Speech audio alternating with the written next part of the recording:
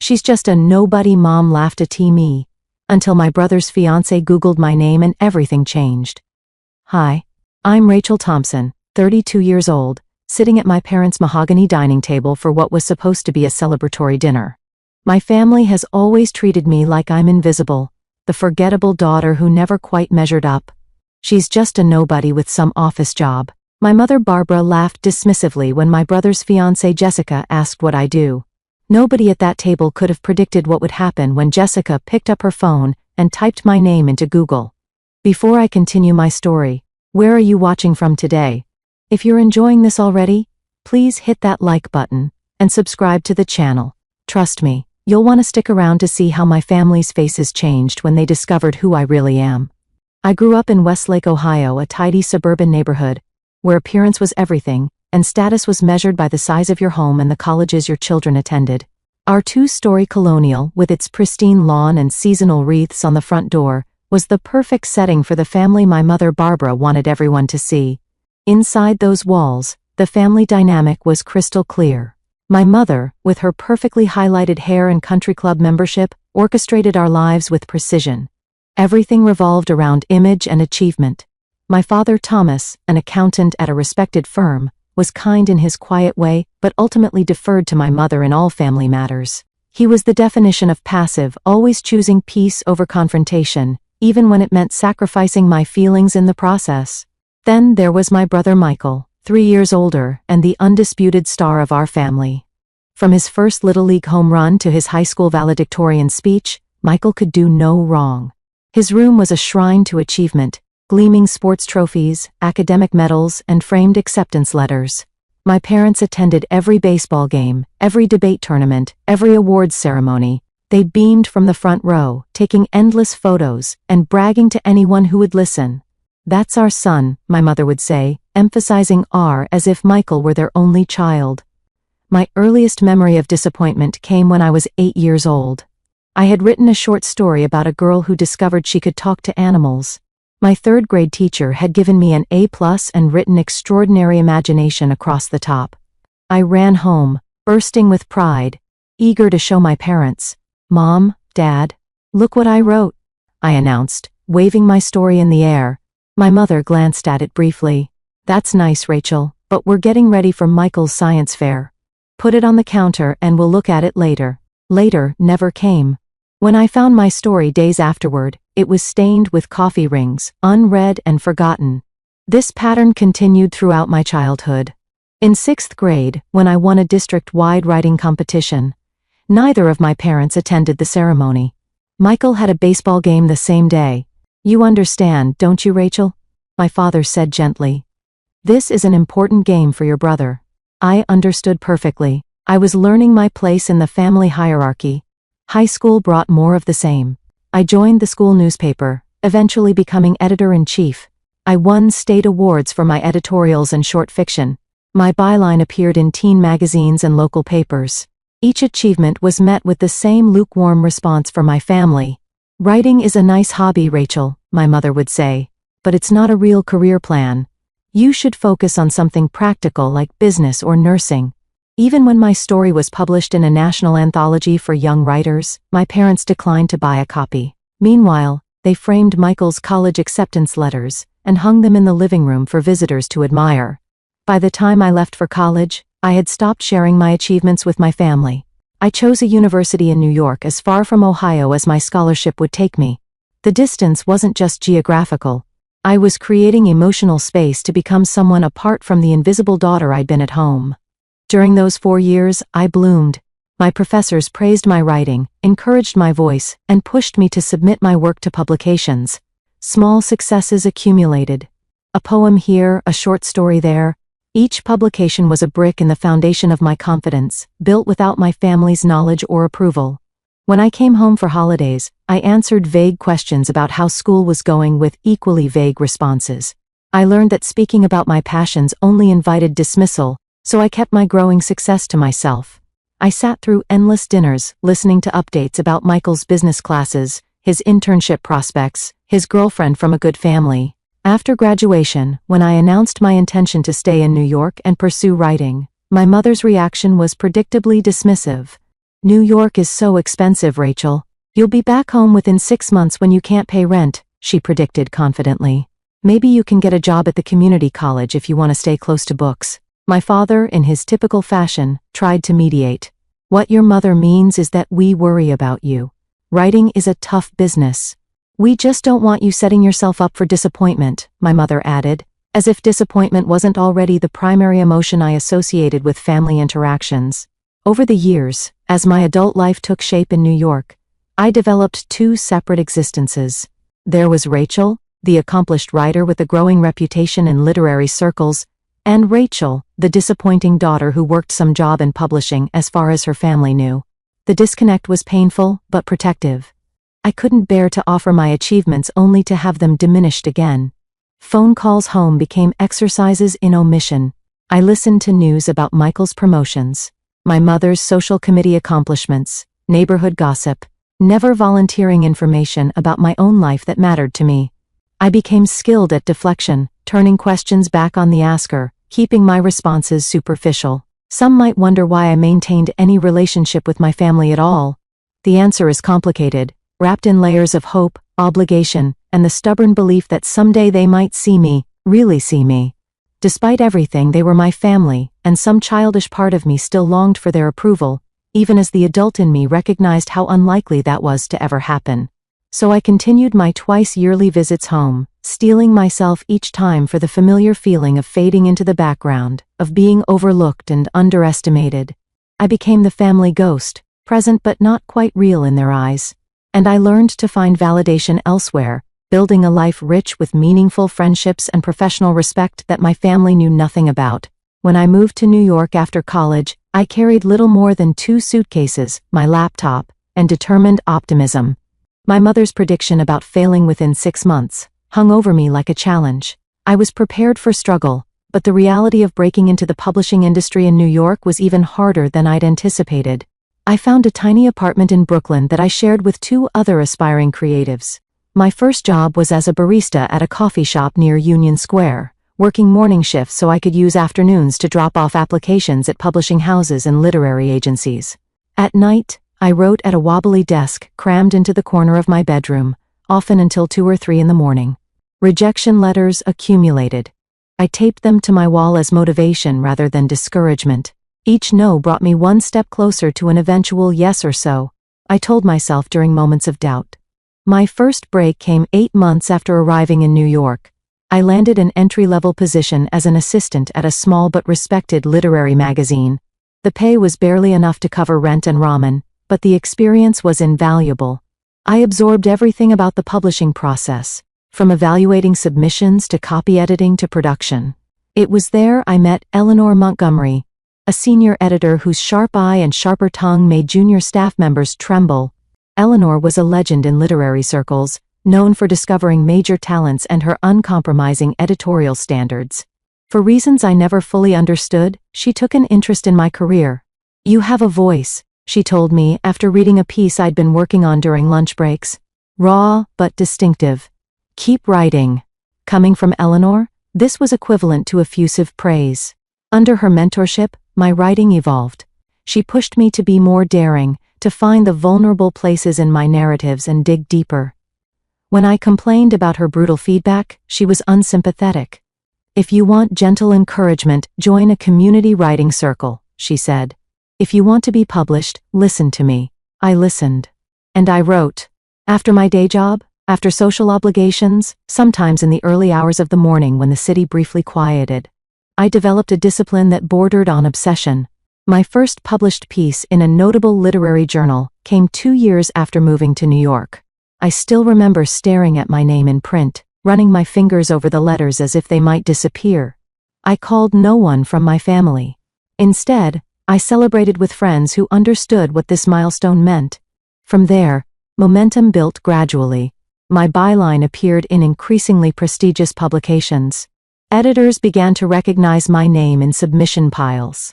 Literary agents started reaching out to ask if I was working on a book. My first manuscript, a collection of interconnected short stories examining the invisible threads binding families across generations, took 3 years to complete. When it sold to a respected independent publisher, I felt a validation that no family approval could match. The book, titled Beneath Silent Waters, was published when I was 27. The initial print run was modest, but the critical response exceeded everyone's expectations. The New York Times Book Review called it a stunning debut from a writer of uncommon insight. The New Yorker included me in their Writers to Watch feature. Literary awards followed. For the book tour, I traveled to 12 cities across America and then to London, Paris, and Berlin. In each location, readers approached me with stories about how my writing had touched them, how they saw their own family dynamics reflected in my characters. The irony wasn't lost on me that strangers connected so deeply with work my own family had never read. I chose to publish under Rachel Thompson rather than my full name, Rachel and Davis Thompson, which partially explained why my family might not have stumbled across my work online. It wasn't a conscious decision to hide, more a separation between my writing identity and the daughter who still visited Ohio twice a year.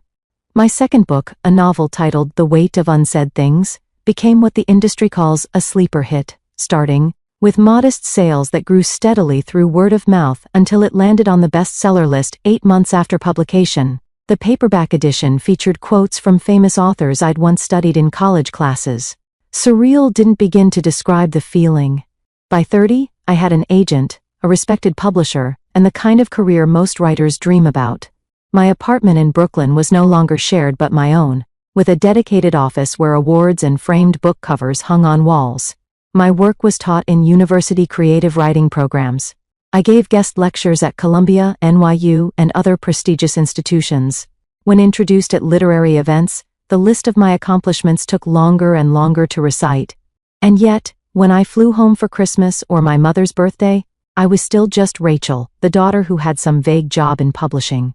The cognitive dissonance was sometimes overwhelming. "Are you still at that magazine?" my mother would ask vaguely over holiday dinners. "I'm working on different projects now." I'd answer truthfully, but incompletely. "You know, Michael just got another promotion." She'd continue, and the conversation would shift away from me once again. The most recent development in my career came just 3 months before the family dinner that would change everything. My second novel had been optioned for film by an Academy Award-winning producer. I'd been flown to Los Angeles for meetings, put up in a luxury hotel, and treated like my words mattered enormously. The contrast between my professional respect and family invisibility had never been so stark. I sometimes asked myself why I continued to compartmentalize my life, why I didn't simply announce my accomplishments at the next family gathering. The answer was both simple and complex. I was protecting myself. After years of having my passion dismissed, my achievements minimized, I couldn't bear to offer my success only to have it treated as insignificant. The thought of my mother saying, "That's nice, dear," about my film deal made my stomach clench. So, I maintained the separation, even as it created a hollow space inside me. In professional settings, I was confident, articulate, praised. In family settings, I reverted to the quiet, overlooked daughter, carefully hiding the life I'd built. "Why do you still go home at all?" my friend Samantha asked me once, after I returned from a particularly difficult Thanksgiving visit. I had no simple answer. There was the complicated love I still felt for my family despite everything. There was hope, however faint, that someday things might change. And there was something else, a conviction that running away completely would mean they had won, had succeeded in making me believe I was truly invisible. So I kept visiting. And I kept succeeding. And the gap between my two lives grew wider with each passing year. Until the night it all collapsed, when my brother brought his new fiancée home to meet the family, and everything I'd built and everything I'd hidden collided in a single Google search. My parents still lived in the same house where I grew up, a fact that made each visit home feel like stepping back in time. As I pulled into the driveway that evening, I noticed fresh flowers planted in the front beds and new curtains in the living room windows. My mother always made special preparations when Michael visited, another small reminder of the family hierarchy. I parked behind an unfamiliar BMW that I assumed belonged to Jessica, my brother's fiancée. This would be our first meeting, and I couldn't help feeling curious about the woman who had captured my brother's heart. Michael had dated many women over the years, but none had made it to the meet the parents stage. The front door opened before I could ring the bell. My father stood there, gray hair neatly combed, wearing what I recognized as his good sweater. "Rachel, you made it," he said, giving me a brief, awkward hug. Everyone's in the living room. I followed him through the foyer, passing the familiar gallery wall of family photos. I noted that the most recent additions were all of Michael, his graduate school graduation, vacation photos, none featuring me. It was like watching my gradual erasure from family history. In the living room, my mother was laughing at something, the performative laugh she used in social situations. She looked up as I entered, her smile remaining but cooling several degrees. "Rachel, finally. We were about to start without you." She gestured toward the attractive couple on the sofa. "You remember what traffic is like," I said, leaning in for the obligatory cheek kiss. Michael stood, looking genuinely pleased to see me. "Rachel, come meet Jessica." I turned my attention to the woman rising gracefully from the sofa. Jessica was tall and slim with intelligent eyes and a warm smile. She wore simple but obviously expensive clothes that suggested taste and confidence rather than showing off. "I've heard so much about you," Jessica said, extending her hand. "Michael says you live in New York. I love visiting the city. All good things, I hope," I replied with a smile, ignoring my mother's barely audible snort. "Shall we move to the dining room?" my mother suggested. "I've had the roast in for hours." The dining room was set with a good china and crystal, another honor typically reserved for Michael's visits or my mother's bridge club luncheons. I noted the seating arrangement with a familiar resignation, my father at the head of the table, my mother at the foot, Michael and Jessica on one side, and me alone on the other, furthest from both parents. My mother had outdone herself with the meal: roast beef with Yorkshire pudding, garlic mashed potatoes, honey-glazed carrots, and homemade rolls. It was Michael's favorite menu, the one she prepared for special celebrations. "Jessica, tell us again how you two met," my mother prompted after pouring the wine. "I want Rachel to hear the story." Jessica smiled at Michael before answering. "We met at a charity auction for the Children's Hospital. I was organizing the event, and Michael was there representing his firm. He outbid everyone for a weekend sailing package, even though he'd told me earlier he gets seasick." She laughed. "I thought anyone that determined deserved at least one dinner." "Best money I ever spent," Michael added, taking her hand. My mother beamed at them. "And Jessica's family is from Shaker Heights," she told me, naming one of the most affluent suburbs of Cleveland. "Her father is a cardiothoracic surgeon at Cleveland Clinic." I recognize this as my mother's shorthand for "comes from money and good social standing," her highest praise. "What about you, Rachel?" Jessica asked, turning her attention to me. "Michael mentioned you work in publishing in New York. That sounds fascinating." Before I could answer, my mother jumped in. "Rachel does something with books. A small press or magazine, isn't it, dear?" I opened my mouth to respond, but, she continued, "nothing like Michael's position, of course. He just made partner at 35. Youngest in the firm's history." "It's a publishing house," I said quietly. "I work with authors on their books." "That must be so interesting," Jessica persisted. "What kind of books do you work on?" Again, my mother interrupted. "Rachel's always liked to read. Remember that summer you barely left a room, always with your nose in a book?" She laughed and turned to Jessica. We had to practically force her to go outside and get some sun. The conversation shifted to wedding plans. Jessica and Michael were considering a June ceremony the following year, possibly at her parents' country club. My mother was delighted, already discussing flower arrangements and menu options. I ate quietly, occasionally nodding or offering brief comments when directly addressed. This was familiar territory. Being present but not really included, the background character in the Michael show. Jessica, however, kept trying to draw me into the conversation. "We're still figuring out the bridal party," she said, looking at me. "But I'd love it if you'd be one of my bridesmaids, Rachel. I don't have sisters and it would mean a lot to me." I was genuinely surprised by the offer. "I'd be honored," I said, touched by her inclusion. "That's if Rachel can take time away from her important job," my mother commented with a thin smile. "New York publishing is so demanding, apparently." Michael shot our mother look. "Mom, come on." Jessica, perhaps sensing the tension, tried to redirect. "What are you working on currently, Rachel? Any books we should look out for?" It was the opening I'd both longed for and dreaded for years. I could tell them about my recent success, the film option, the awards. I could finally claim my accomplishments in this house where I'd been diminished for so long. But years of conditioning kicked in. I shrugged slightly. Just the usual projects. Nothing special. My mother seized the moment. She's just a nobody with some office job. She laughed dismissively. Not everyone can be as ambitious as you and Michael. The table fell silent. My father studied his plate. Michael looked uncomfortable.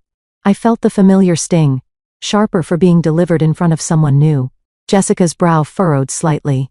She looked at me with curiosity, then discreetly reached for her phone beneath the table. The wedding venue has a 6-month waiting list, my mother continued, oblivious to the awkwardness she'd created. But Jessica's mother knows the event's coordinator. As she spoke, I noticed Jessica looking down at her phone, her expression changing from curiosity to surprise, then to something like amazement. She glanced up at me, then back at her phone, scrolling with increasing interest. I had no idea what she was reading, but something told me our carefully separated worlds were about to collide. The dinner conversation continued around me, my mother dominating with wedding talk, while my father occasionally nodded in agreement. Michael contributed details about the honeymoon they were planning in Italy. I responded when necessary, but my attention was increasingly drawn to Jessica, who continued to scroll through something on her phone, her eyes widening occasionally. We're thinking 4 or 5 tiers for the cake, my mother was saying. Nothing too ostentatious, but befitting Michael's position at the firm. Jessica looked up from her phone suddenly, her gaze fixing on me with an intensity that made me shift in my seat. "Excuse me," she said, interrupting my mother mid-sentence about cake flavors. "I hope this isn't rude, but I have to ask." She turned to me, phone still in hand. "Rachel? Are you the Rachel Thompson? The author?" The question hung in the air. 4 pairs of eyes turned to me. The silence was deafening. "What are you talking about?" my mother asked, looking confused. Jessica held up her phone, displaying what I recognized as my author page on the Penguin Random House website.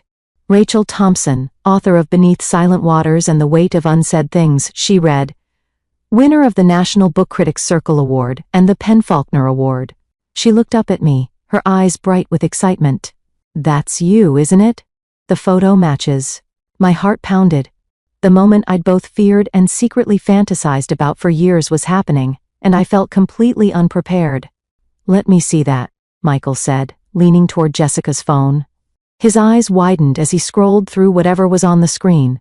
"Holy shit," he whispered, looking up at me. "Rachel, is this really you?" My father had gone completely still, fork suspended halfway to his mouth. My mother reached across the table and practically snatched the phone from Jessica's hand. "This has to be some kind of mistake," she said, but her voice lacked conviction as she stared at the screen. "Some other Rachel Thompson." "No mistake," Jessica said, taking her phone back and continuing to read. Rachel Thompson's writing has been compared to Joan Didion and Alice Munro. Her debut collection of short stories was described by the New York Times as breathtakingly assured, and her novel spent 18 weeks on the bestseller list. She looked up at me with genuine admiration. "I can't believe this. I actually read your book last year for my book club. It was incredible." My mother's face had drained of color. My father was now leaning toward Jessica, trying to get another glimpse of the phone.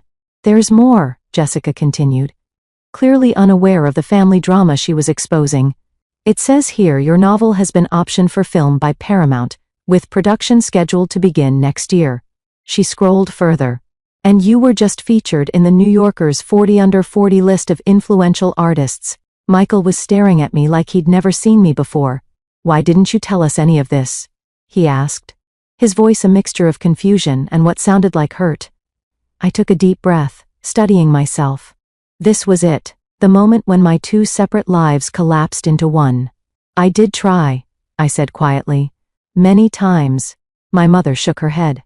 "That's ridiculous. You never mentioned being a famous author. We would have remembered something like that." "Actually, I did," I replied, my voice gaining strength. "When my first story was published in The Atlantic, I called home and told you. You said that's nice, and changed the subject to Michael's new car." My father frowned, seeming to search his memory. My mother's lips pressed into a thin line. "When my book was published, I sent you both signed copies," I continued. "Did you ever open the package or read the card I included?" My father looked genuinely confused. "I don't recall any package. It came right before Christmas 3 years ago," I said. Mom said it was probably just work stuff and put it in the guest room. I saw it there, unopened, when I visited that year. Jessica was looking increasingly uncomfortable, suddenly aware of the family dynamic she had inadvertently exposed. Michael kept glancing between me and our parents, as if trying to reconcile the sister he thought he knew with the accomplished author on Jessica's phone. "Well, you should have made it clear it was important," my mother said defensively. "You know how busy things get around the holidays?" Jessica cleared her throat gently. "Your books are really quite remarkable, Rachel. The way you write about family dynamics and unspoken expectations, it's so insightful." She paused. "Actually, now that I think about it, some of those family scenes feel almost familiar." The implication hung in the air. Had I been writing about my own family all along? The answer was yes and no. My characters were fictional, but the emotional truths they navigated, the feeling of invisibility, the yearning for recognition, those came directly from my experience in this very house. "May I see?" my father asked Jessica, finally finding his voice. She handed him her phone, and he put on his reading glasses to study the screen. As he read, his expression changed from confusion to something that looked almost like pride. "National Book Critics Circle Award," he murmured. "That's a big deal, isn't it?" "It's one of the most prestigious literary awards in America," Jessica confirmed. My mother was struggling to process this new reality. "If you're so successful," she said with a note of skepticism, "why do you still live in that tiny apartment in Brooklyn? Why don't you drive a better car?" It was such a typical response, measuring success by material possessions rather than achievement or fulfillment, that I almost laughed. "My apartment isn't tiny, Mom. It's a 2-bedroom in Park Slope with an office where I write. And I take the subway because parking in New York is a nightmare, not because I can't afford a car." "There's a whole Wikipedia page," Jessica added, apparently oblivious to the tension as she continued scrolling. "And look, here's a video of Rachel accepting her PEN/Faulkner Award." She turned her phone around to show a clip of me on stage in a black evening gown, thanking the committee and my publisher. The surreal quality of the moment intensified. My family watching a video of me accepting a major literary award while sitting at the dinner table where I'd been dismissed as just a nobody minutes earlier. The realization that I was not who they thought I was, had never been who they thought I was, seemed to hit each of them differently. My father looked bewildered, but impressed. Michael seemed shocked, but also curious. And my mother looked like her entire worldview was being challenged, her expression cycling through disbelief, confusion, and something that might have been embarrassment. "All this time," Michael said slowly, "while we thought you were just—" He trailed off, perhaps realizing there was no good way to finish that sentence. "Just a nobody?" I supplied, repeating my mother's words from earlier. "Yes. All this time." The dinner that had been planned to celebrate Michael and Jessica's engagement had transformed into something entirely different. The balance of power had shifted, and none of us quite knew how to proceed. Jessica, perhaps sensing the rising tension, attempted to lighten the mood. "I feel like I'm having dinner with a celebrity," she said with a nervous laugh. "I recommended your book to everyone I know after I read it." My mother's voice cut through the air. "This has to be some kind of misunderstanding. Rachel would have told us if she was a successful writer." She turned to me, her expression hardening. "Why would you keep something like this from your family unless you were making it up?" The accusation stung, but it was so typically my mother, unable to admit she might have been wrong, turning the situation to make herself the victim rather than acknowledging her role in my silence. "I didn't keep it from you," I said, my voice steady despite the emotion building inside me. "You just never listened." "That's nonsense," my mother replied. "We always supported your little writing hobby." "Hobby?" I repeated, the word like acid on my tongue. "Is that what you think this is?" "Mom," Michael interjected, "Jessica just showed us Rachel's professional author page and Wikipedia entry. This isn't a hobby." My father, still staring at Jessica's phone, looked up. "There are reviews here from the New York Times, the Washington Post, pictures of you at literary events with famous people." He seemed genuinely perplexed. "Why wouldn't you share this with us?" The question, asked without my mother's accusatory tone, deserved an honest answer. "I did try to share it with you," I said, meeting his gaze. "When I got my first book deal, I called home ecstatic. Mom answered and said she couldn't talk because she was on her way to Michael's softball game. She said she'd call back, but never did. My father frowned, glancing at my mother, who avoided his eyes. When my first book was published, I continued, I sent you both signed copies with a note about how much it would mean to have your support at my New York launch event. You never responded. I checked airline prices hoping you might come, but you didn't even acknowledge receiving the books. We were probably busy, my mother said defensively. You can't expect us to drop everything for her.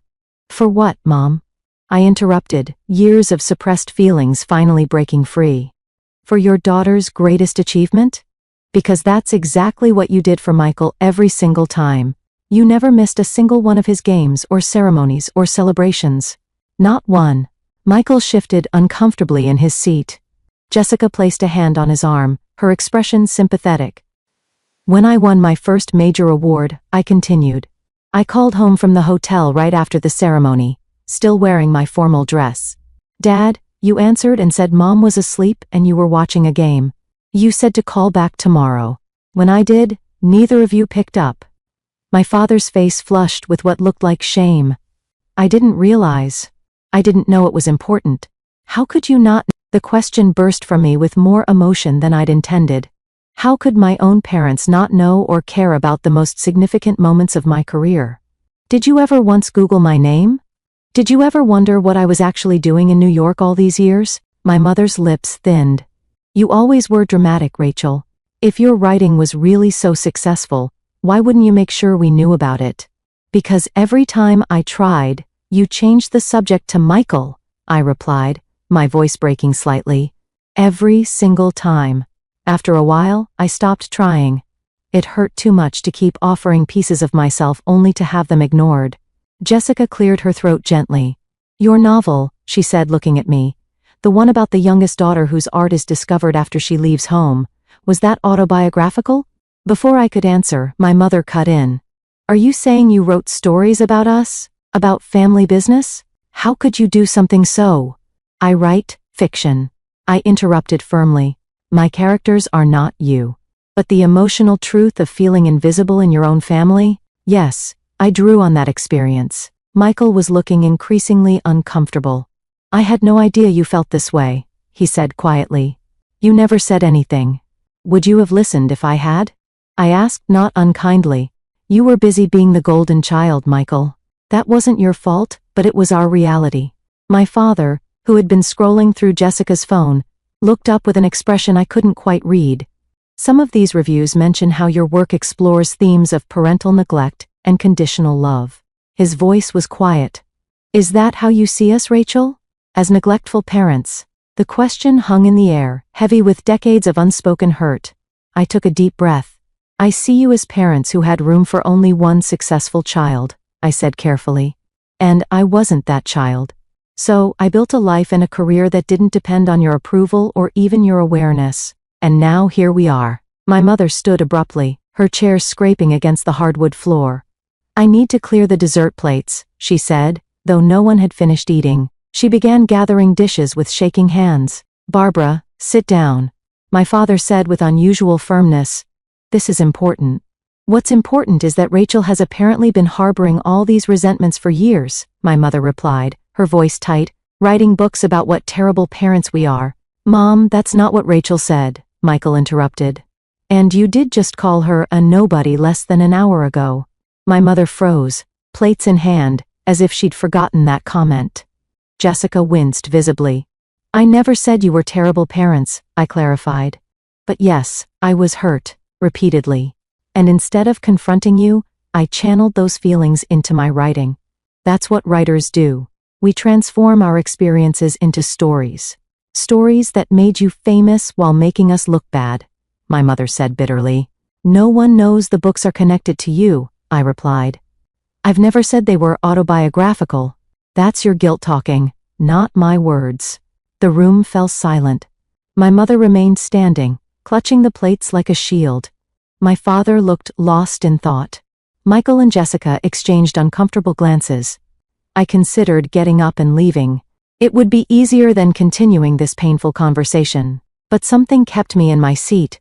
Perhaps the same stubborn persistence, that had kept me riding through years of rejection before my first success. I never wanted to have this conversation, I admitted. But now that we're here, maybe it's time for some honesty. I've built a life I'm proud of, a career that fulfills me. I did it without your support or acknowledgement. That shouldn't diminish your pride in Michael's accomplishments. There was always room for both of us to succeed, even if you couldn't see it. My father removed his glasses and rubbed his eyes. I don't know what to say, Rachel. I'm sorry we missed so much. It was the first genuine apology I'd heard in that house, and it landed like a stone in still water, ripples spreading outward. My mother's defenses seemed to crumble slightly. She set the plates down and sank back into her chair. Why didn't you make us understand? She asked, but the accusatory edge had left her voice. That wasn't my responsibility, I said gently. Parents are supposed to see their children, both of them, not just the one who fits their preferred narrative. Michael reached across the table and touched my hand briefly. I didn't see it either, he said. I'm sorry, Rachel. The acknowledgement from my brother, unexpected and sincere, brought tears to my eyes that I quickly blinked away. Jessica, who had been quiet during the confrontation, spoke up. For what it's worth, she said, your books are beautiful. They've touched so many people. That's a rare gift. In the uncomfortable silence that followed, I realized something had fundamentally changed. The family dynamic, calcified over decades, had cracked open. What would grow in its place remained to be seen, but there was no going back to the way things had been. For better or worse, I was finally visible in my parents' home. The remainder of dinner passed in a strange mixture of tension and revelation. My mother made a half-hearted attempt to serve dessert, a chocolate mousse that sat largely untouched as the conversation continued in fits and starts. Jessica, seemingly determined to normalize the situation, asked thoughtful questions about my writing process and upcoming projects. I answered cautiously at first, then with increasing openness as I realized her interest was genuine. I'm actually working on a new novel, I admitted, sharing details of my work publicly with my family for the first time. It's about sisters separated in childhood who reconnect as adults only to discover they've been living parallel lives. That sounds fascinating, Jessica said. Will it be published next year? If I meet my deadline, yes. My editor is hoping for a spring release. My mother pushed her dessert around her plate. I suppose we'll have to wait for the movie version, she said. A half-hearted attempt at humor that fell flat. Actually, I replied, if you'd like to read it before then, I could send you the galleys once they're ready. The offer hung in the air, a tentative olive branch. My father cleared his throat. I'd like that, he said quietly. I'd like to read your books. All of them. Michael nodded in agreement. Me too. I can't believe my little sister is a famous author and I didn't even know. I'm not exactly famous, I clarified. Literary fiction isn't exactly celebrity status. Your Wikipedia page would disagree, Jessica remarked with a smile. And so would the New York Times. After dessert, we moved to the living room. My mother excused herself to the kitchen, claiming she needed to start on the dishes, though I suspected she needed space to process everything that had happened. Jessica touched Michael's arm. Why don't you help your mom? I'd love to chat with Rachel a bit more about her work. Michael seemed relieved to have a direction, and headed to the kitchen. My father mumbled something about checking the score of the Indians' game and disappeared into his den, leaving Jessica and me alone. As soon as they were out of earshot, Jessica turned to me with an apologetic expression. I'm so sorry if I caused problems, she said. I had no idea they didn't know about your career. It's not your fault, I assured her. This has been building for years. It probably needed to happen. Jessica nodded thoughtfully. I recognized your name immediately, she confessed. When Michael mentioned his sister Rachel was a writer in New York, I wondered if it might be you. But when I got here and no one mentioned your books, I thought I must be mistaken. So, the Google search at dinner was deliberate, she admitted. When your mom made that comment about you being a nobody, I couldn't believe it. I knew I'd read your work. I thought maybe showing them would. She trailed off, looking uncertain. Force them to acknowledge me? I suggested. She nodded, looking slightly embarrassed. Was that terrible of me? I considered the question. No. I finally said, maybe it needed to come from someone outside the family. They might never have believed me. We were interrupted by Michael's return from the kitchen. He sat beside Jessica, looking at me with new eyes. Mom's upset, he reported. Dad's talking to her in the kitchen now. I'm sorry about that, I said, meaning it. Despite everything, I hadn't wanted to hurt them. Michael shook his head. Don't apologize. I'm the one who should be sorry. I never realized. He paused, struggling with his words. I never saw how they treated you differently. I was so caught up in my own stuff. You were a kid too, Michael, I reminded him. It wasn't your responsibility to fix our parents' behavior. Still, he insisted, I should have noticed. All those award ceremonies and publications you mentioned, I never even asked what you were doing in New York all these years. Not really. Jessica squeezed his hands supportively. The thing is, Michael continued, I always thought you were the lucky one. Mom and Dad were so focused on me, pushing me constantly toward success, monitoring every grade and achievement.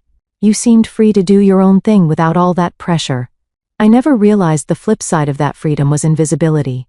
His perceptions stunned me. All those years I'd envied him the attention and approval. He'd envied me the freedom from scrutiny. It was a perspective I'd never considered. Maybe we can start over, he suggested. As adults, I want to know about your life, Rachel. Your real life, not the sanitized version you've been sharing at holidays. The offer touched me deeply. I'd like that, I said simply. My father appeared in the doorway, looking older than he had at dinner. Your mother needs some time, he said. This has been a lot to process. He sat heavily in his armchair, the same seat he'd occupied throughout my childhood. I've been looking through your author page on my phone, he admitted. The reviews, the awards, I had no idea, Rachel. No idea at all. I know, Dad, I said gently. No, you don't understand, he insisted. We failed you. I failed you. All those times you tried to tell us about your work, and we just didn't hear you. He looked up, his eyes damp. I'm so proud of what you've accomplished. So proud.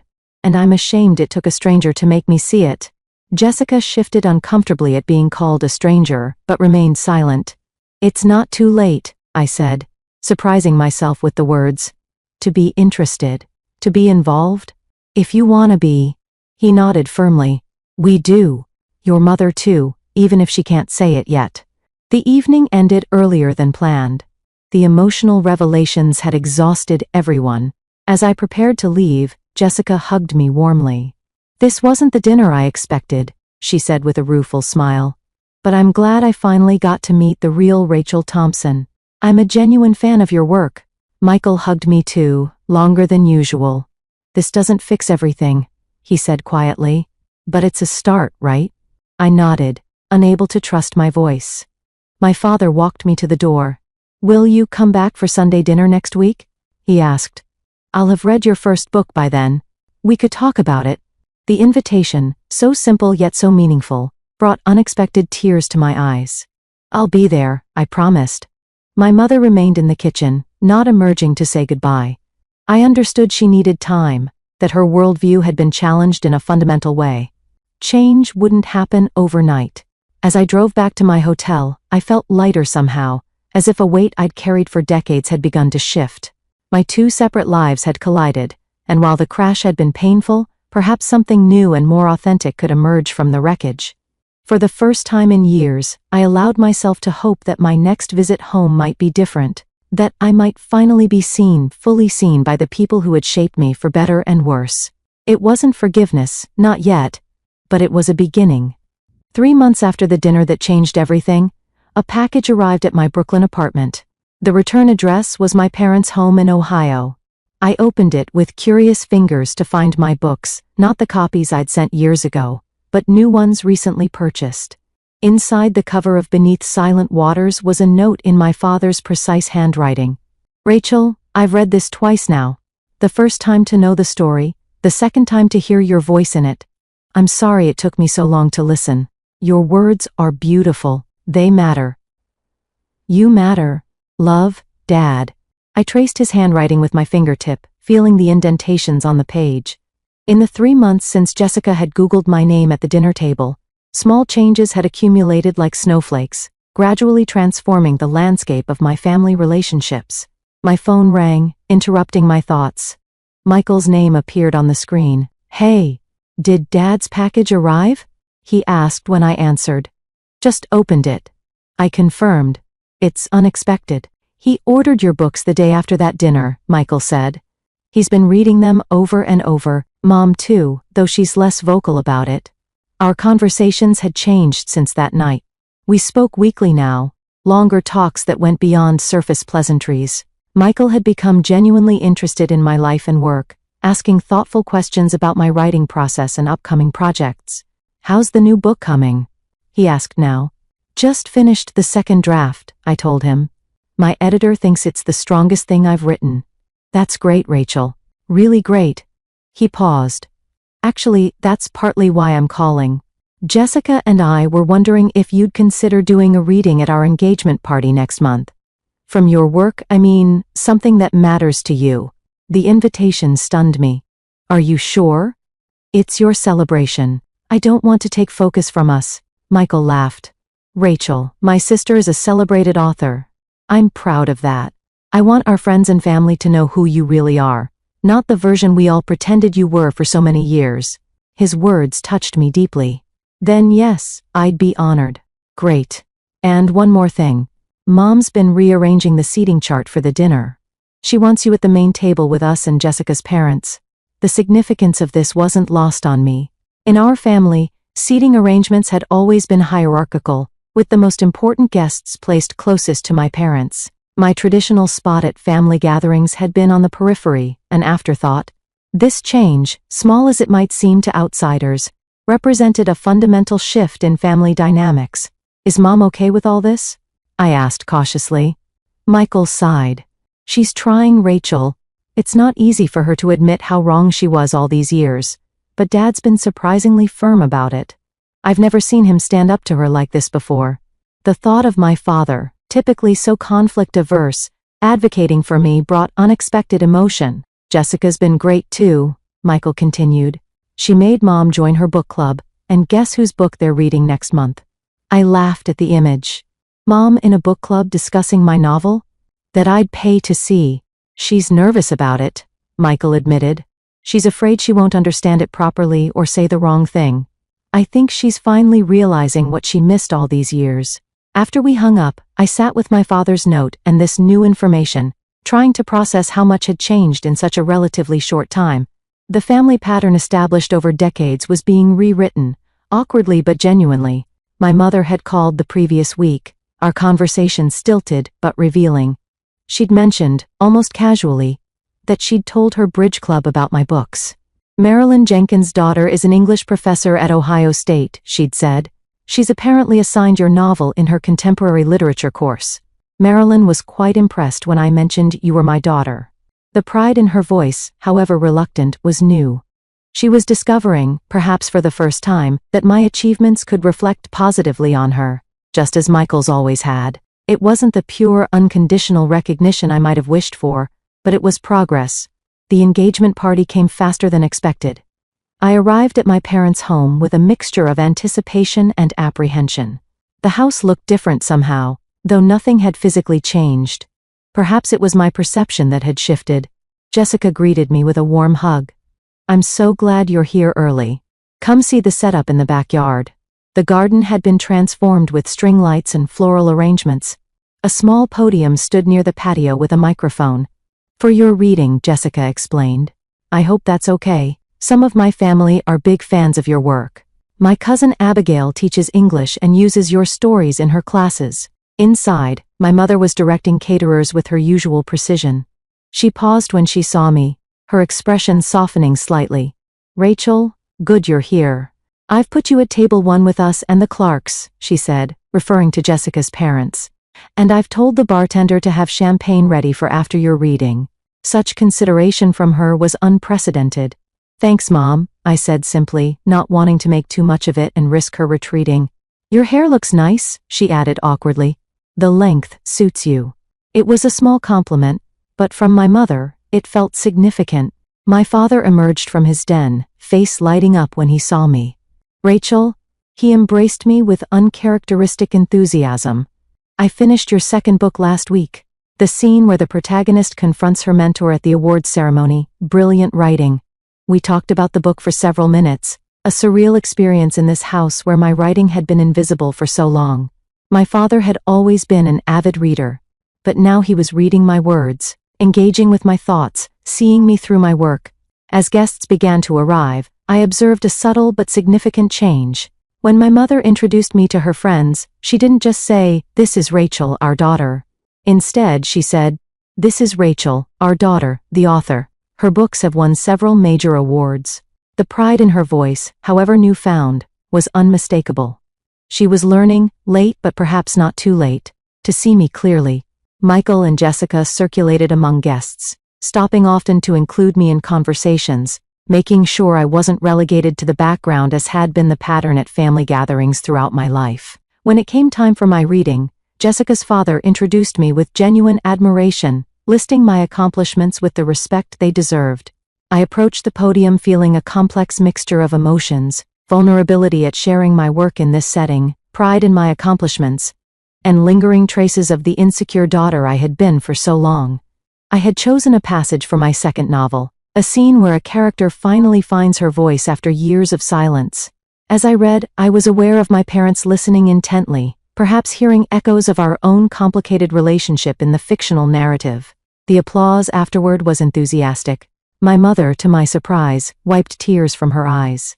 Later, as the party wound down, she approached me where I stood chatting with Jessica's mother.